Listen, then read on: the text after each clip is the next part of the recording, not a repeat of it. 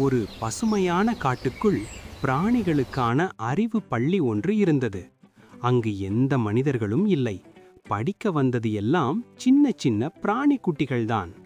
குரங்காசிரியர் அந்த பள்ளியின் தலைமை ஆசான். அறிவு இருந்தால்தான் காட்டுல எல்லாரும் நல்லா வாழ முடியும் என்று சொல்லுவார். நரிக்குட்டி தினமும் புத்தகம் எடுத்துக்கொண்டு இன்னைக்கு புதுசா என்ன கத்துக்கலாம்னு உற்சாகமா வரும்.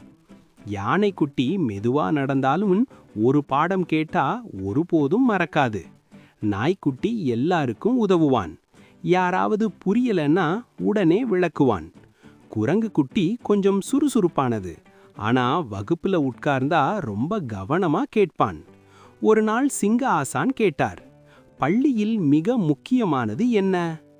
எல்லா பிராணிக்குட்டிகளும் சேர்ந்து சொன்னார்கள், நட்பு, ஒழுக்கம், முயற்சி, அறிவு. அதை கேட்ட சிங்க ஆசான் மகிழ்ச்சியா சொன்னார், நீங்கள் எல்லாரும் நல்ல பிராணிகளா வளர்வீங்க. பிராணிகளாக இருந்தாலும் நல்ல பழக்கங்களும் கல்வியும் எல்லாரையும் நல்லவர்களாக்கும்.